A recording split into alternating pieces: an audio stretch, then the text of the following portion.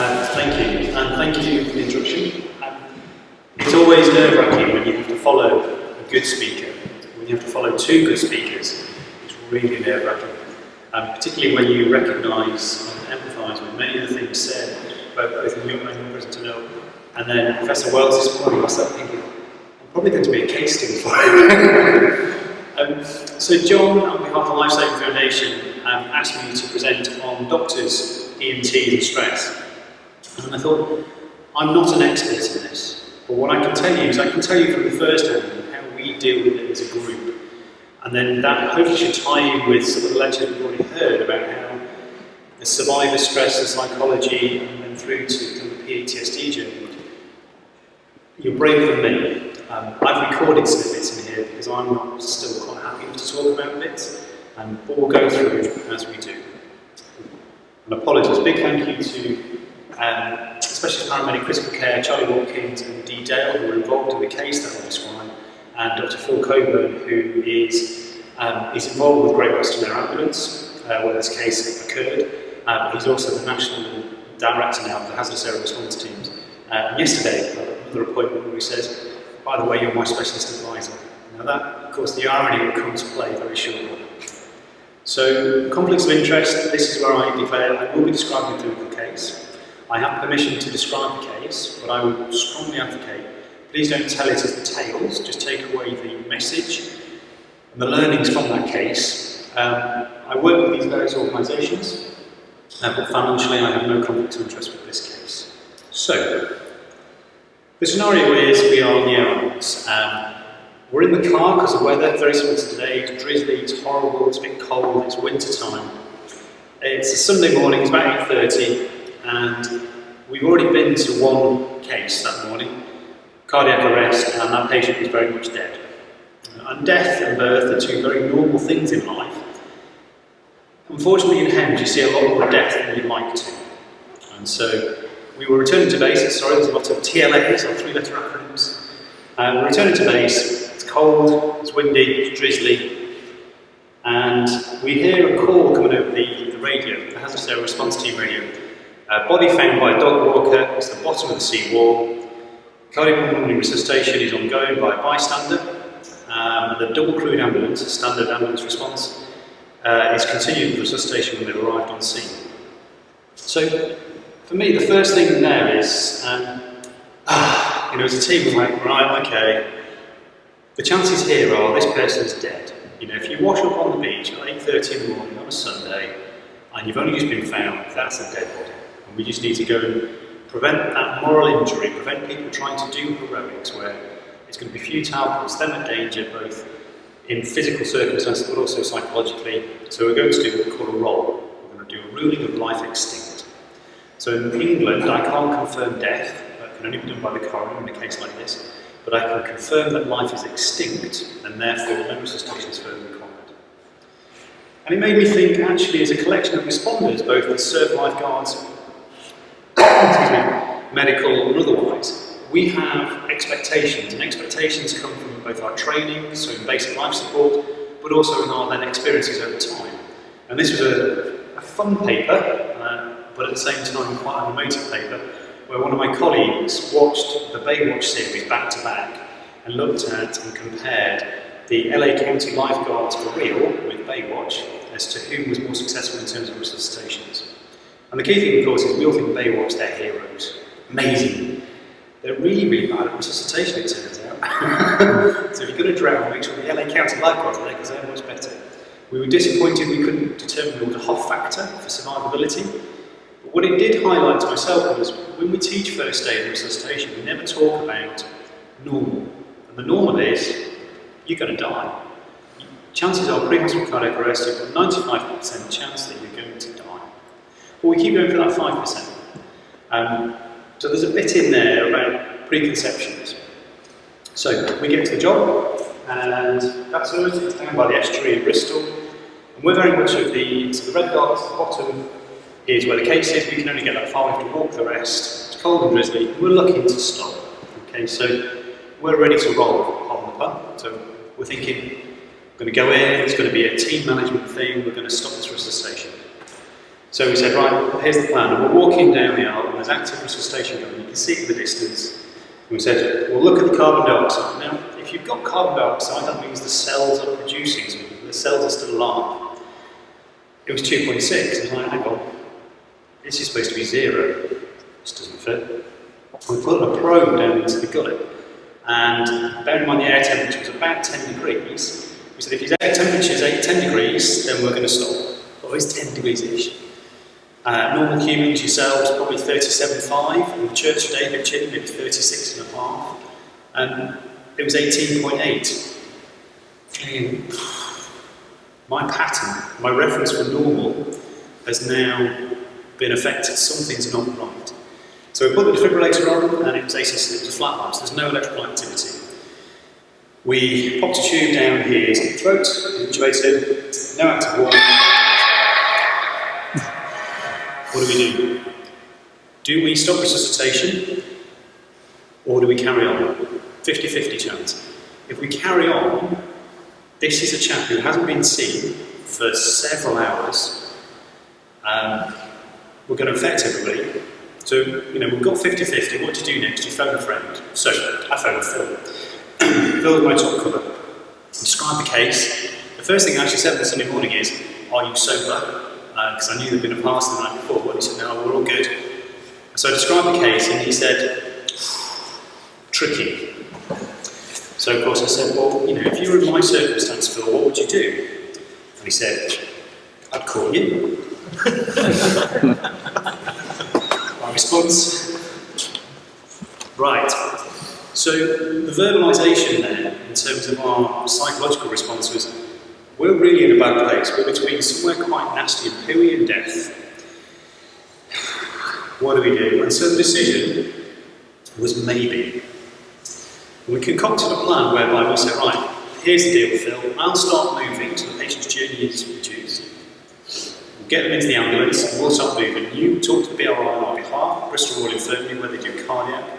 And if we can basically put this patient onto bypass, we can take over their circulation, we can take over their lungs, and we can rewarm them, then we'll keep going. And if they say no, we'll talk to the local police, and the police will agree, we will call life extinct in the back of the ambulance. Okay, cool, this is the plan. All the time that this is going on, search and rescue are coming in, we've got bystanders everywhere, we've got the fire service have turned up, Coast Guard's turned up, police have turned up, and everybody very much like, shall I get the body back? Just maybe, not quite yet, stop, hang on. And everybody's looking at you like you're an alien, you want to carry on. So they spoke to the Bristol Royal Infirmary, Phil calls them, would the team be interested in doing some resuscitation? They called cardiac surgeons who said, yeah, we'll get them, see how they are when they get here. Called back to Phil and said, yep, we'll take the patient. They called back to us in the back of the cab, and we were like, yep, okay, so let's get the Lucas device. Now this is it basically sits at the patient's chest, it's a compression device, and it thumps. And it just does all the compressions for you. It's a wonderful device. It was too big, I'm thinking, hang on. My frame of reference has gone from a square to a wobbly circle, and right now it's in pieces on the floor. The device doesn't fit on this 20-something-year-old young man. So we have to do manual CPR, ventilating, hang on, as Earl alluded to earlier, the fact you had presence of mind to say I'm going to suffocate and not aspirate made the difference. When you aspirate water into the lungs, it's very difficult to ventilate. We could ventilate this person, which was like, he's easy to ventilate. He's not taking on litres and litres of water, so the frame's gone here. Packaging, we wrapped him with a big full blanket, a blizzard blanket, but we didn't do active warming because we knew if we kept him cold, essentially kept him on ice, we could potentially, that was Wales' potential outcome. All this time, the search and rescue aircraft is now overhead, and I don't know if you've been underneath one of the big S-92s, if I may, but only because Fran landed yesterday. Do what? It's really hard to think that you've got 200-mile-an-hour downdraft blowing in your ears, you've got everybody shouting at you what you're doing, why you're not stopping, why you're starting, where are you going? And so we said to the air crew were brilliant, they said, we can do whatever you want. And we said, we might be stopping this, We're going to the BRI. The BRI has a helipad that's elevated. Even if we go there, we will be quicker by road than you will be by helicopter, just because of liftings and everything else. And they said, no worry guys, we'll peel off if you need us to position. So we ran to the BRI, 20-minute journey, and the planets are starting to align with this young man. We know in medicine that if your potassium in your blood is very high in a cardiac arrest, so greater than 8, you are dead. The cells are exploding, they're dying. This young man, his was less than 8. In fact, it was normal. It was 3.9. Again, he's defying all the odds. This doesn't feel right. And this is where some of the psychological responses come in. I asked the ED colleagues what they felt, and they said, the patient was only in resource play for 19 minutes. Ongoing CPR, no drugs, 2 shocks because he went into a ventricular fibrillation. Excuse me. We went to cardiac theatres by about 10:30 in the morning and was going with ongoing CPR. The ED consultant, well, he's now a consultant, was training at the time, he said, the room was an unusual atmosphere. It was Sunday morning, it was really quiet. The patient looked dead. They were white, waxy, cold, wet, soaking wet, covered in mud. Lots of abrasions on the knees and the arms noted. And he said it was really difficult to get momentum and then to keep the momentum going because people were looking at the corpse. And of course that sat with them. The other thing that was quite striking, and it's only in retrospect, was this person looked like a child. So it was very difficult for an adult team. And he said, I felt like I had no idea what I was doing. I just went through the motions, and exactly as I said earlier, fell back to the training and didn't necessarily rise to the occasion. Thankfully, he's phenomenal, so his training is great, and he's very good. As a team from the first response, we all got taken offline, we got taken to Costa, we got given cake, and we sat and we talked through the case. And as one of the clinicians, senior, I did a debriefing of the case with everybody, asking them how they felt and how they went. So you said, well, hang on, I was there too. Who's going to talk with me? Thankfully, Grace was around. I just went, blah, blah, blah, blah, and she was brilliant.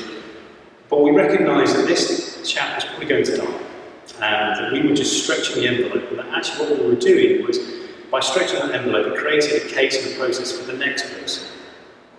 And that kind of gave us a little feel good. It was a positive and pretty much a horrible day. Meanwhile, our patient's in theatre. He starts to get rhythm back. He's sinus tachycardia, so it's a fast heart rate, has a little bit of a bleed, and he starts chewing on his tubes. The tube in his throat is gnawing on it. And 24 hours later, he's off all cardiac supports and vasopressors, the drugs that keep your heart pumping. His liver was normal, his clotting was normal, they scanned his head, that was normal.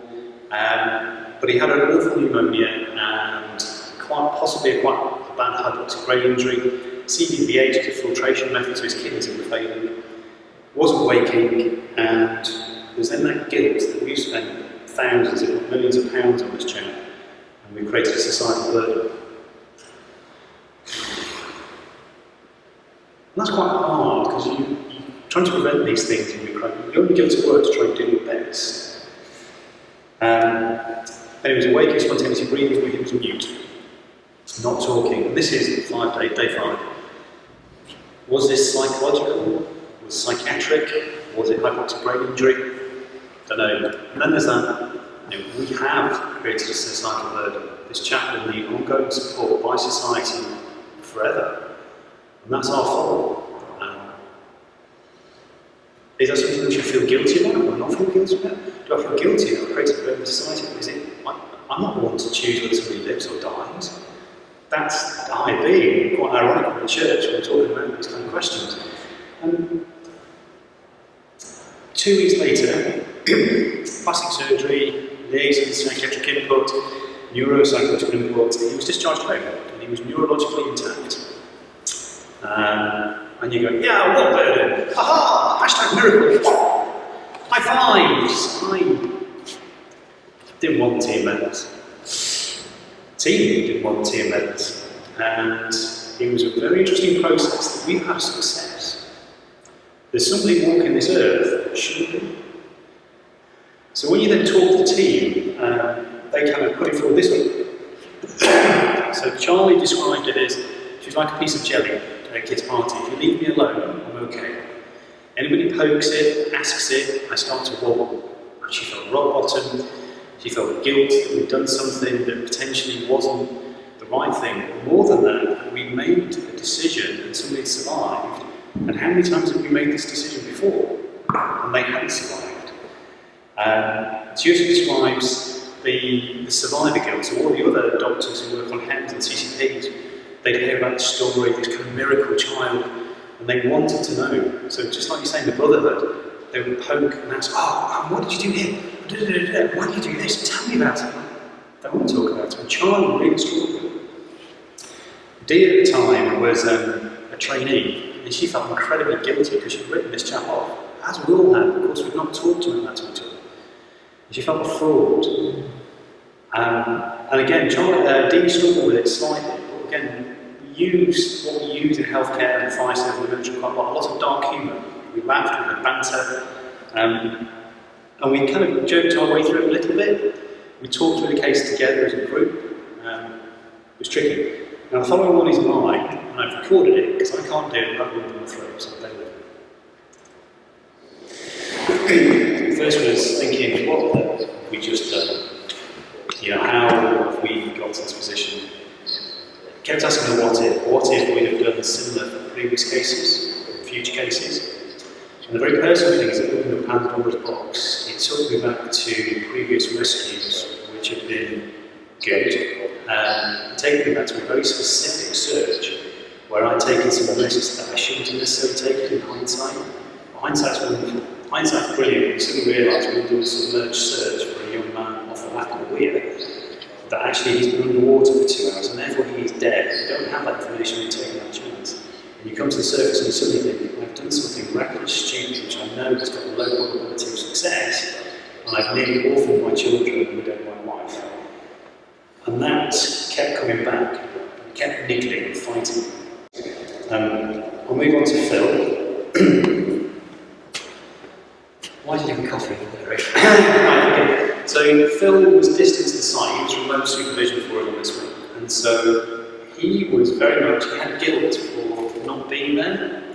He had guilt that his decision making that he'd assisted with in the process, he didn't have the kind of the visceral impact of that in front of him. And he struggled with that. And he said to us, he said, I was disconnected from the patient, I was trying to do my best, but I couldn't. And that stuck with me. And again, it's because our frames, our patterns of recognition just didn't fit. But we'd all put this to bed, it was all fine, and we get a message. What do you do with that? The dead, lifeless, waxy white, chalky corpse wants to meet you.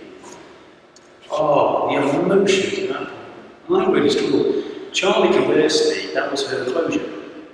She really enjoyed meeting this chap. I couldn't do it. I went to the toilets and I blubbed. Proper. You're coming out and you're doing this, and you know that people know you've been doing it because you look like you've been battered. I told him off.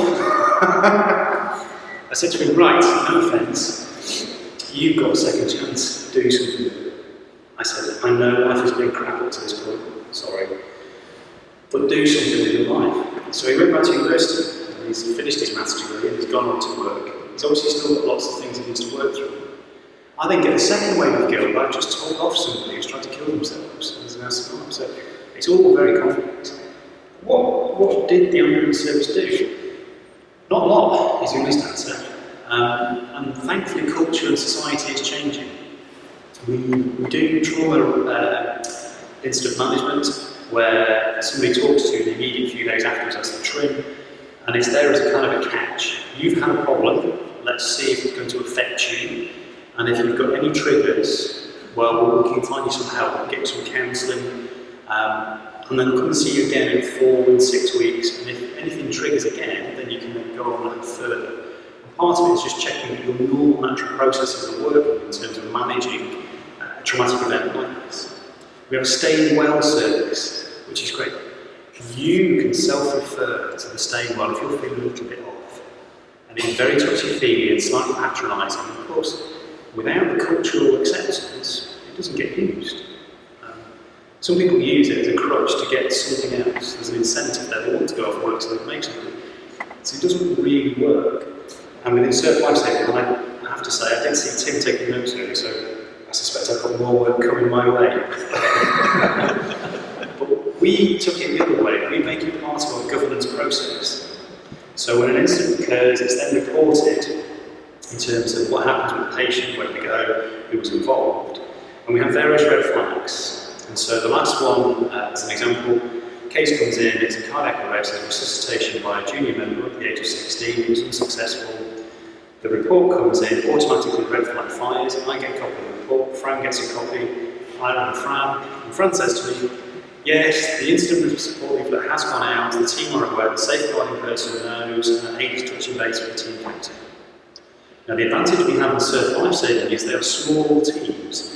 They are families working together, and so they often are very good at talking through cases, and we can then formalise and facilitate that chat, if you like. But we give them this leaflet, which is freely available through Surf Lifesaving GP's website, post-incident support, which talks about what's normal.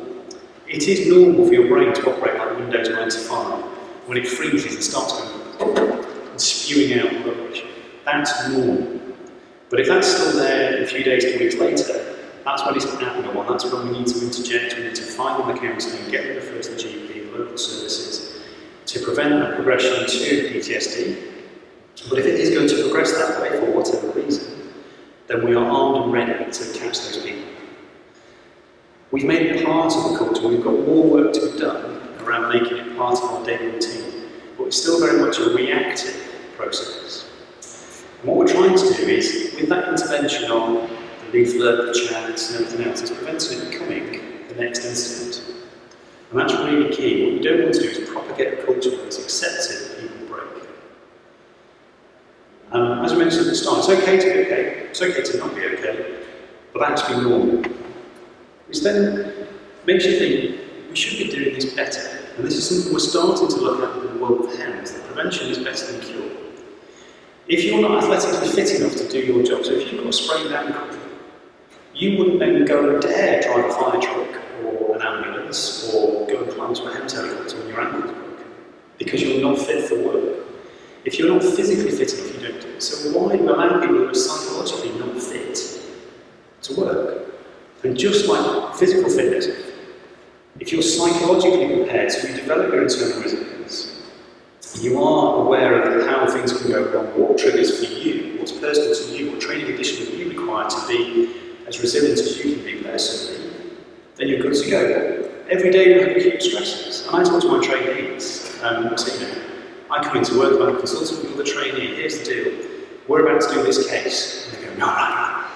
So the scenario is, you're 25, you're single, you've been out with a few beers with mates last night, you got lucky, you come to work with a smile on your face and a skip in the wind, and you walk in and your stress levels are here, and you've gone into the appendicectomy, and a 25-year-old who's a bit sick, and your stress level starts to go up because you could get this wrong. And then something happens in the anaesthetic and you're like this. So their acute stress is due to the case. You take the consultant on the other hand, 3 children at home, they've been screaming, one's been up all night with diarrhea and vomiting, you've been arguing with the missus just before you left the house, so your stress is here before you got to work. But then you get the 25-year-old appendix, and it's like, this is routine. I'm actually happier delivering this high-risk anaesthetic than I am at home arguing with the wife.